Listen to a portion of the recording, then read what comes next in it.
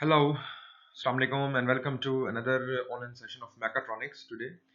And we have discussed some rules, some steps about the DH parameters, and we will be solving some examples today related to the DH parameters and related to the robotics. ठीक है, आज जो है हम इंशाल्लाह इन चीज़ों को cover करने की कोशिश करेंगे और देखते हैं कि हमारे पास जो है वो क्या सूरत हाल बनती है और क्या एग्जांपल्स होती हैं मैकाट्रॉनिक्स में रोबोटिक्स से रिलेटेड. ठीक है जी, ओके.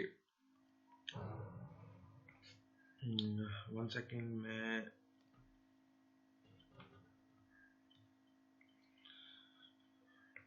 ओके जी, आज हम फिर इसको डिस्कस करते हैं मजीद इन डिटेल. मैकाट्रॉनिक्स आज इसमें हमारे पास अभी हम मैकाट्रॉनिक्स डिस्कस कर रहे हैं और इसके अंदर रोबोटिक्स हम टॉपिक जो है वो डिस्कस कर रहे थे और उसके अंदर जो था हम डी एच पैरामीटर्स को डिस्कस कर रहे थे. ठीक है जी, डी एच पैरामीटर्स को डिस्कस कर रहे थे. अब पहली बात तो ये है कि इसके अंदर मैं जो है ना कुछ आपको जो पुराने रूल्स जो है ना वो आपको ध्यान में रखना बहुत जरूरी है.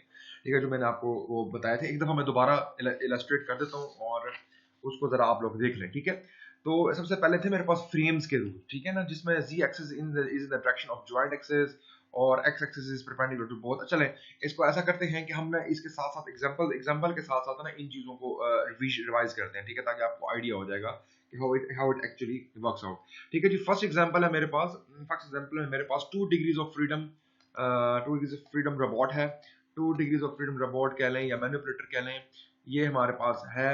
और जिसके अंदर मेरे पास 2 रोटेशंस हैं, तो ये हम कह सकते हैं कि this is basically R are.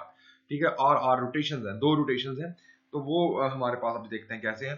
तो अब इसमें जो देखो सबसे पहले जो है ना most important is to make a perfect diagram. ठीक है, अब डायग्राम जो होती है ना वो इज मोस्ट इंपॉर्टेंट इसमें स्टेप होगा.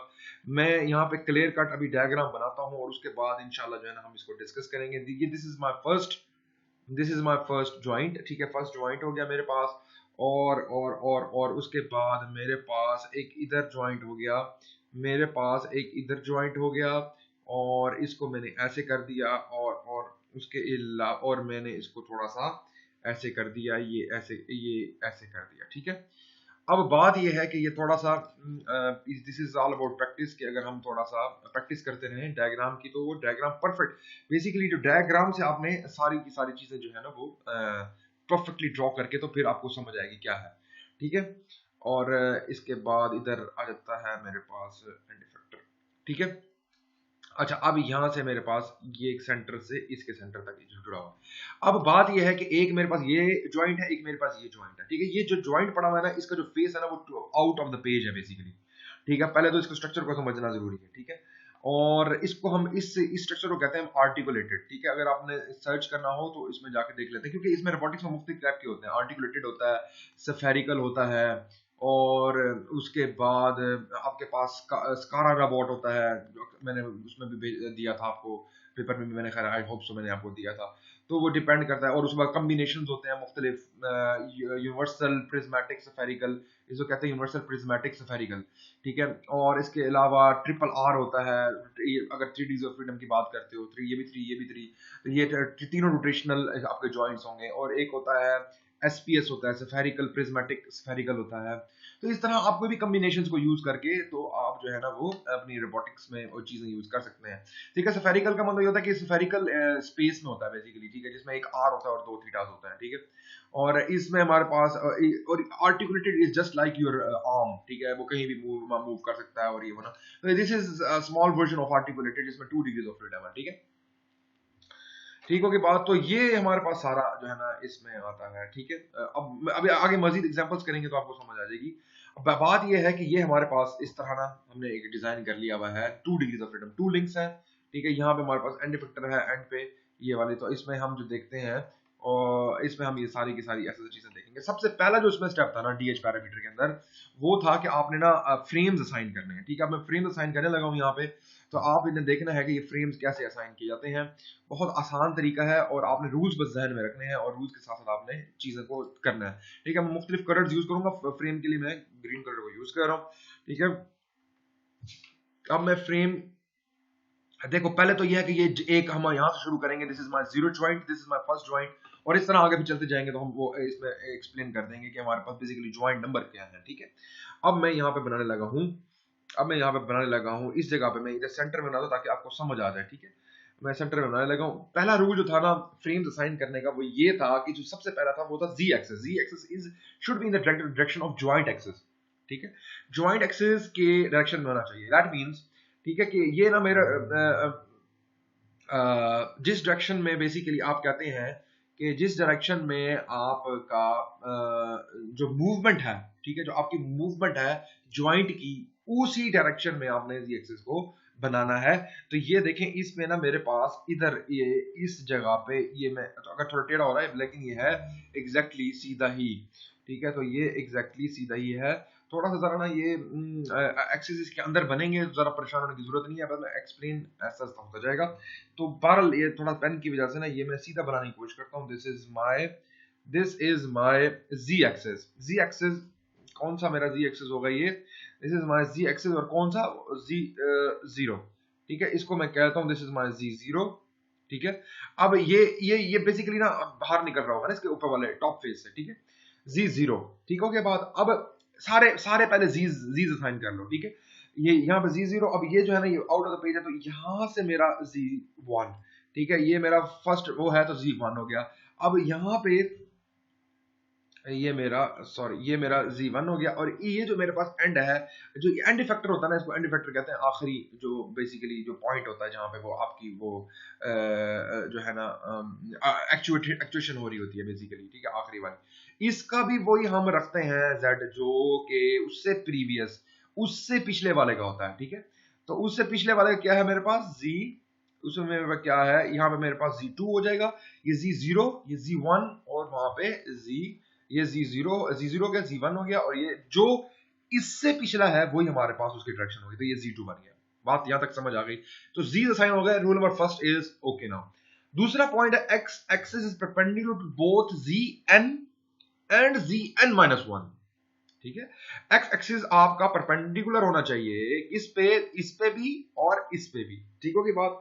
तो आपका जो x पहला तो हमने इसका असाइन करना है ना, तो ये वाला असाइन करेंगे आप अपनी मर्जी से। पहला जो जीरो वाला होगा अपनी मर्जी से असाइन करेंगे। तो हम यूजुअली इसी डायरेक्शन में ही करते हैं, ठीक है। इसी डायरेक्शन में जो पॉजिटिव एक्स एक्सिस होता है उसी डायरेक्शन में ही नॉर्मली हम शुरू वाला स्टैंडर्ड हम एक्स नॉट ले लेते हैं। अब ये वाला तो हो गया हमारे पास साइन। अब इसमें इस वाले पे हम करते हैं। तो अब ये क्या होना चाहिए? ये दोनों यानी कि zn-1 पे भी और zn पे भी, यानी कि z0 और z1 पे दोनों में परपेंडिकुलर होना चाहिए।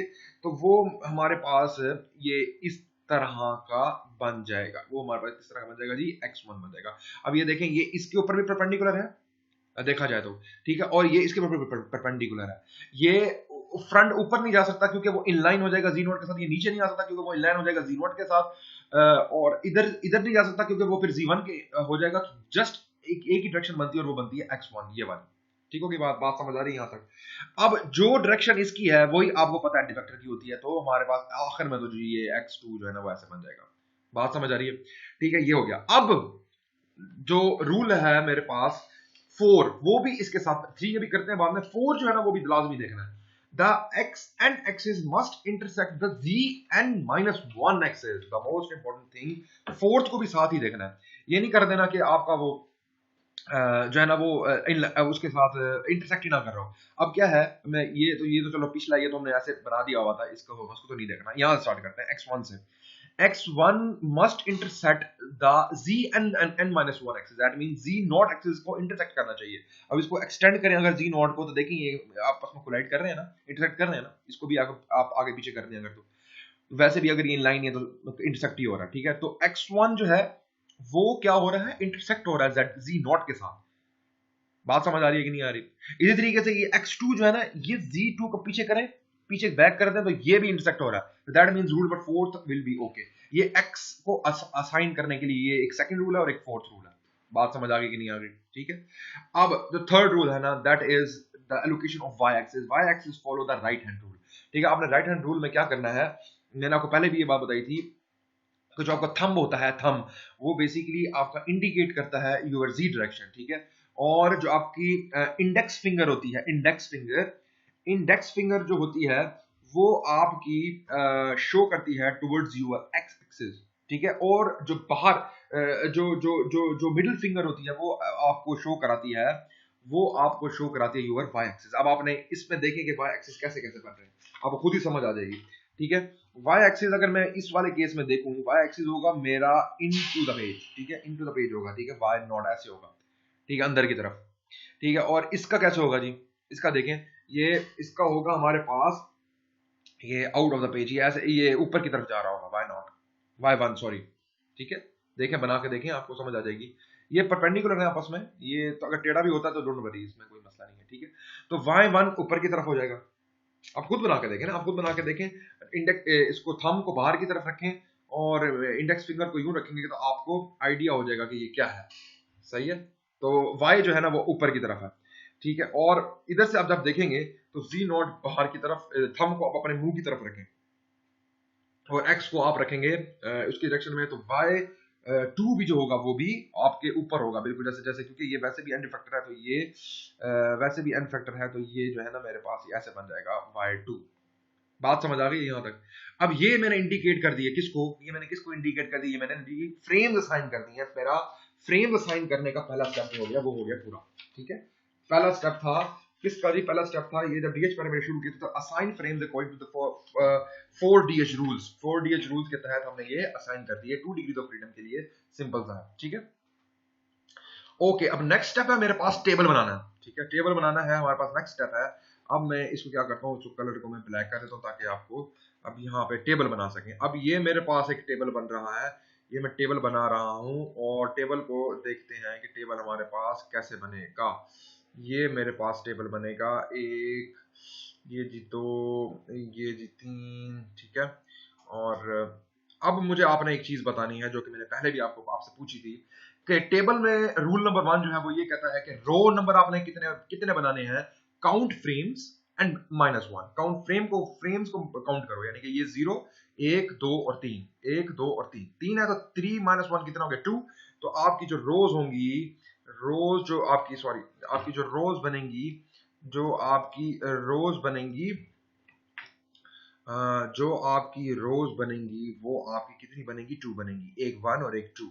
अब बेसिकली मैंने कहा था कॉलम्स हमेशा सेम रहते हैं, तो कॉलम्स हमेशा सेम रहने के लिए क्या मिसाल थी कि हमारे पास 4 पैरामीटर्स होते हैं, ठीक है। 4 पैरामीटर्स होते हैं, 4 पैरामीटर्स होते हैं जिसमें हम चेक करते हैं, एक होता है थीटा, एक होता है हमारे पास अल्फा, एक होता है आर और एक होता है डी। ये जो दोनों होते हैं ये होते हैं रोटेशंस के लिए, और ये जो दोनों होते हैं ये होते हैं ट्रांसलेशन या डिस्प्लेसमेंट या डिस्टेंस के लिए, ठीक है। तो ये इसमें फर्क था। तो मैंने कहा था आप इन दोनों को आपने याद करना है, इसमें एक्स की फीचर्स हैं और बाकी ये जो दोनों हैं इसमें जी की फीचर्स हैं, ठीक है। बहरहाल तो ये याद करने का सिंपल तरीका था। अब मैं इसको यहाँ पे लिख देता हूँ थीटा, यहाँ पे लिख देता हूँ अल्फा, यहाँ पे लिख देता हूँ आर और यहाँ पे लिख देता हूँ डी। अब जो मोस्ट इंपॉर्टेंट थिंग इस पे शुरू होने वाली है वो है 1 2 और ये सारी चीजें। अब वापस आए उसी डायग्राम के ऊपर, इसको दोबारा देखते हैं। डायग्राम के ऊपर मैं आऊं तो मैं आपको एक चीज बता दूं कि ये हैं जी दोनों मेरे पास आर आर लिंक, यानी कि रेवोल्यूट, ये रोटेशनल लिंक्स हैं, ठीक है। बेसिकली रोटेशनल लिंक के लिए मेरे पास क्या होता है, रोटेशनल लिंक के लिए मेरे पास कोई ना कोई थीटा होना चाहिए, ठीक है। तो इसके ऊपर मैं थीटा मेंशन करना भूल गया हूं, थीटा थीटा इसके ऊपर आप लगा दें। थीटा कैसे लगाएंगे, थीटा आप इसके ऊपर इस तरह लगाएंगे कि आपने देखी इसमें जी नॉट की डायरेक्शन कैसे है, वही दोबारा राइट हैंड। लेकिन अब इसमें चीज देखनी है आपने, इसमें जो इंपॉर्टेंट चीज देखनी है कि आपने थंब इंडिकेट करेगा आप आपकी जी डायरेक्शन, और जो कर्ल करेंगे ना आप, वो उसका क्या होगा थीटा, यानी कि वो रोटेशन उसके ऊपर वो चल रही होगी, ठीक है। तो अगर आप देखें तो मैं इसके ऊपर एक थीटा मेंशन करने लगा हूं, और वो थीटा है मेरे पास, और वो थीटा है मेरे पास कुछ ऐसे, ठीक है। ठहरे मैं इसको क्लियर यहाँ पे, ताकि आपको कंफ्यूजन ना हो और आप जो है ना वो आसानी से समझ सके। ये ये ये ये है जी मेरा थीटा, मैं ऐसे करके बना रहा हूं, ये मेरा थीटा 1 है, ठीक होगी बात। ये मेरे पास थीटा 1 हो गया, थीटा 1। आप खुद बना के देख लें, आपको कल आपको पता चलेगा कि ये हमारे पास इस तरह हो रहा है, ठीक है। यहाँ तो ये इस तरह की इसकी ट्रैक्शन बनेगी, एक तरह का एंटी क्लॉकवाइज बनेगा, ठीक है। तो और दूसरा यहां से अगर आप देखें तो ये हमारे पास यूं है, तो ये हमारे पास इसकी डायरेक्शन बन रही होगी, और मैं इसकी थीटा की डायरेक्शन बना देता हूं थीटा 2। बेसिकली थीटा 2 जो होगा वो हमारे पास ऐसे बन रहा होगा थीटा 2। बात समझ आ गई। बस ये दो रेवोल्यूट ज्वाइंट, अब आगे आगे तो है ही वो एंटी फैक्टर, तो एंटी फैक्टर तो उसमें वो सर नहीं मैटर कर रहा ठीक है, बात समझ आ गई कि नहीं आई? ठीक है, अब जो मोस्ट इंपोर्टेंट स्टेप है, आपने यहाँ पे टेबल भरना है। ठीक है, टेबल भरने के लिए अब आपने मेरे साथ साथ रहना है, क्योंकि this is the most important step. अब आपको इस चीज से हर चीज क्लियर हो जानी चाहिए। अब आते हैं पैरामीटर डिक्लेरेशन के ऊपर। पैरामीटर डिक्लेरेशन की मैंने आपको रूल्स बताए थे कि थीटा क्या होता है, अल्फा क्या होता है, आर क्या होता है, डी क्या होता है। सबसे पहले आते हैं थीटे के ऊपर। अच्छा, अब मैंने इसमें लिखा हुआ है, इसके मैं रूल्स में मैंने लिखा हुआ पुराना रूल देखें, ये मैंने एक रूल लिखे थे यहाँ पे, मैं आपको दिखा दूंगा। चलें, ये मेरे पास रूल्स थे, इसके अंदर ये मेरे पास रूल थे। ये पहला रूल जो था, पहला रूल था मेरे पास, rotation about G N minus one, check x n and x in direction. अब आप अपने आप से क्वेश्चन ये पूछना है, how to rotate about G N minus one. बात समझ आ रही है? How to rotate about G N minus one. अब ये जो आपने स्टैंडर्ड एक्स जिसके राउंड अबाउट मूव करना है ना, वो जी एन माइनस वन यानी कि जी जीरो है। आपने जी जीरो को चेक करना है पहले। जी जीरो के अबाउट चेक करें, क्या देखना है, एक्स एन माइनस वन यानी कि एक्स जीरो की डायरेक्शन और एक्स वन की डायरेक्शन। यानी कि मतलब कहने का क्या है, आपने चेक ये करना है, आपने इस तरह रोटेट करना है बॉडी को कि आपका एक्स वन और एक्स जीरो यानी कि एक्स एन और एक्स एन माइनस वन ये अलाइन होने चाहिए। दोबारा मैं कह रहा हूं कि मैंने उस तरह से रोटेट करना है अबाउट जी नॉट एक्सिस कि मेरा एक्स एन माइनस वन और एक्स एन यानी कि एक्स जीरो और x1 अलाइन होने चाहिए। अब देखो इस केस में अगर मैं रोटेट करूं तो ये दोनों अलाइन है। दैट मींस मेरे पास रोटेशन कौन सी होगी, जो मैंने ओरिजिनली भी है, थीटा 1। ठीक है, तो इसलिए मैं इस पॉइंट पे इधर मैं लिख देता हूं, this is my theta 1, this is my theta 1। Sorry, 1 second, एक मिनट, यहां पे मैं लिख देता हूं, दिस इज माय थीटा 1। ठीक है, यहां पे मैंने थीटा 1 लिख दिया। बात समझ आ गई आपको कि नहीं? ठीक है, अब इसके दूसरे वाले पे आते हैं ना, पहले थीटा सारे चेक कर लेंगे फिर आगे चलेंगे। अब थीटा जो दूसरा है मेरे पास इस केस में, ठीक है, अब आपने रोटेशन देनी है, रोटेशन चेक करनी है, how rotate about G N minus one यानी कि अब ये इसको देखेंगे ना, ये इसके लिए इसको देखा था। ठीक है, अब आप अगले वाले के लिए देखेंगे, तो इस वाले को जब हम देखेंगे तो इसमें देखेंगे कि बैक साइड पे जी एन माइनस वन है ना रोटेशन, तो ये जी इस डायरेक्शन में देखना है हमने, इधर देखना है। लेकिन x1 और x2 अलाइन होने चाहिए। अगर x1 और x2 अलाइन है, कोई डिफरेंस नहीं है, तो ये इसमें क्या हो जाएगा, थीटा 2 इधर नीचे, इधर थीटा 2 आ जाएगा। बात समझ आ रही है? अब आ जाते हैं अल्फा की तरफ। अल्फा मेरे पास क्या है, rotation around X N. The point is, पहले हम जी एन माइनस वन को देखते थे ना, ये चीज याद रखना, जब भी जी के अबाउट होगी या जी के डिस्टेंस होंगे तो वो एन माइनस वन के ही होंगे। अब एक्स के जो होंगे वो हमेशा एक्स एन के होंगे। तो ये क्या है, मेरे पास इसको देखना है, इस एक्स वन को, इसके अबाउट आपने रोटेट करना है। ठीक है, इसके अबाउट आपने रोटेट करना है। ठीक है, रोटेशन आपने इसके अबाउट देनी है, चेक करना है आपने। ठीक है, लेकिन क्या है, अब आपने किन को चेक करना है, जी एन माइनस वन और जी एन को, यानी कि ये जी जीरो को और जी वन को, और रोटेशन किसके अबाउट देनी है, एक्स वन के अबाउट। ठीक है, तो पहली बात तो ये है कि ये थीटा 1 और थीटा 2 इसमें आंसर थे, बिकॉज के वो तो अबाउट जी1 और जी0 के अबाउट लिए हुए थे। ठीक है, अब आपने चेक करना है x1 को, x1 के अबाउट आप रोटेशन कोई भी नहीं ली हुई अभी फिलहाल। ठीक है, कोई रोटेशन नहीं है, तो x1 की जो अबाउट है रोटेशन, उसमें आप चेक करेंगे जी0 और जी1 अलाइन है कि नहीं है। इस केस में अलाइन नहीं है, तो अलाइन करने के लिए you have to perform some rotation. ठीक है, आपने कोई रोटेशन परफॉर्म करनी है कि वो हमारे पास उस तरह हो जाए, तो आपने अपना जो फिंगर्स है ना, आप उसको चेक कर लें। ठीक है, अब थंब को बाहर निकालें, वाई ऊपर हो, एक्स के अबाउट हो। ठीक है, अब आपने किस तरह इसको देना है कि वो जी0 और जी1 जो है ना वो अलाइन हो जाए। अब आपने उसको पॉजिटिव 90 देना है, पॉजिटिव 90 देंगे तो क्या होगा, पॉजिटिव 90 देंगे आप, अगर आप उसको पॉजिटिव 90 देंगे तो होगा क्या। ठीक है, आपने उसको पॉजिटिव 90 दिया तो वो क्या होगा, जी1 जो होगा वो जी0 के अलाइन हो जाएगा। ठीक है, वो तो पॉजिटिव 90 इधर पॉजिटिव 90 लिख दें। बात आ रही है समझ के नहीं? ठीक है, आप फिंगर्स को बेसिकली रख लेना ना उस तरीके से जिस तरह मैं आपको बता रहा हूं। ठीक है, ऐसे आपने रख लेना। आप उसको जो अलाइन करेंगे, आप वो चेक कर लें कि आपके पास उसको इस तरह अलाइन करना है कि वो क्या हो जाए, एक्स के ही अबाउट करना है। x के ही अबाउट करना है तो आप चेक कर लें कि आपके पास 90 डिग्रीज का उसमें अलाइनमेंट आना चाहिए, अलाइन हो जाए बस वो, ठीक होगी बात। तो ये हमारे पास इस केस में ये आ गया। अब हमारे पास दूसरा अल्फा जो है उसमें आप ये देखें, ये इस वाले केस में कि भाई x2 के अबाउट करना है, z1 और z2 अलाइन होने चाहिए, z1 और z2 क्या है, एक ही डायरेक्शन में अलाइन है, ठीक है, बात समझ आ गई। तो इस केस में इधर क्या हो जाएगा, मेरे पास 0 आ जाएगा। अब आते हैं जी डिस्प्लेसमेंट, रोटेशंस दोनों हो गई, अब आते हैं डिस्प्लेसमेंट पे। डिस्टेंस फ्रॉम सेंटर n-1, इधर एक मैं चीज मेंशन करना भूल गया हूं, और वो ये है कि मेरे पास ये जो डिस्टेंस है ना, ये डिस्टेंस ये मेरे पास है, अरे मैं कलर और स्कीम और यूज कर लेता हूँ ताकि आप कंफ्यूज ना हो, मैं इधर ब्लू यूज कर लेता हूँ।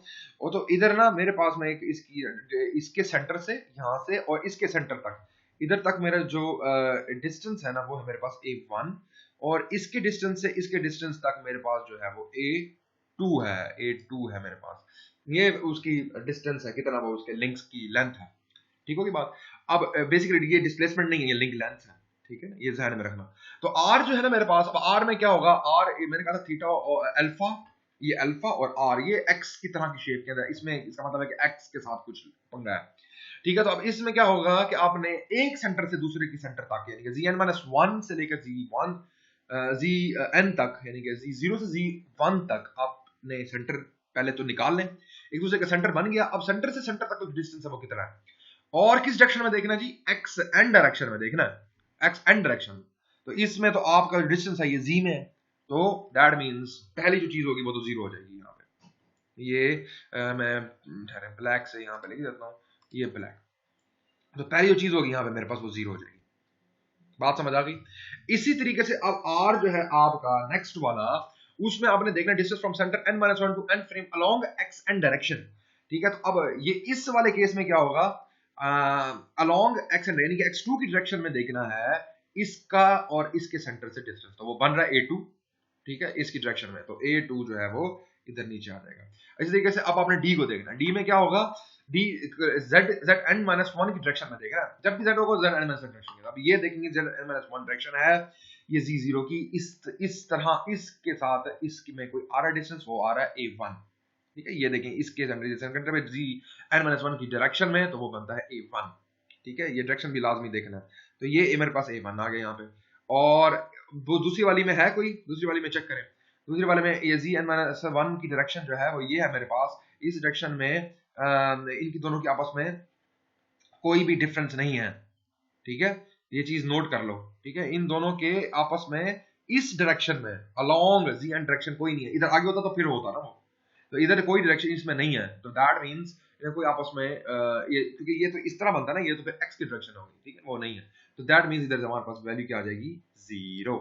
तो this is my DH parameter table. अब जब आपके पास ये बन जाए तो आपके पास एक मेरी जान एक इक्वेशन होती है जिसको कहते हैं हम होमोजीनियस ट्रांसफॉर्मेशन इक्वेशन, इसको कहते हैं हम होमोजीनियस ट्रांसफॉर्मेशन इक्वेशन, ठीक है। और मैं अब ये होमोजेनियस ट्रांसफॉर्मेशन इक्वेशन जो है ना जेनेरिक में लिख देता हूँ आपको, ठीक है, ताकि आपको कंफ्यूजन ना हो और आपको बस सीधा सीधा वैल्यूज पुट करना पड़े, ठीक है। ये काफी बड़ी इक्वेशन है, मैं लिख देता हूँ यहाँ पे आपको, ये आपने बस एज इट इज जो है ना वो याद कर लेनी है और लिख लेनी है जो भी है, सी थीटा एन माइनस सी जो है ना वो कॉस थीटा होता है, ठीक है, सी और एस जो होता है वो साइन थीटा होता है, तो मैं फुल कंप्लीट नहीं लिख रहा, सी अल्फा एन, बात समझ आ गई, और इधर एस थीटा एन और एस अल्फा एन, और इधर जो होगा आर एन सी थीटा और ये एन, ठीक होगी बात।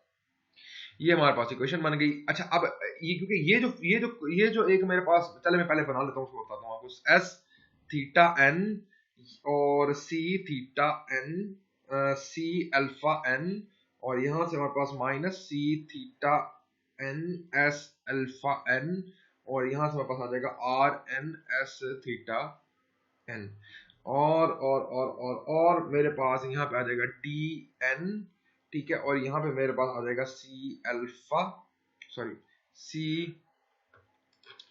सी अल्फा सी इसके नीचे आ जाएगा सी अल्फा एन, और इधर आ जाएगा मेरे पास एस अल्फा एन, और इधर आ जाएगा मेरे पास 0 0 0 0 और 1।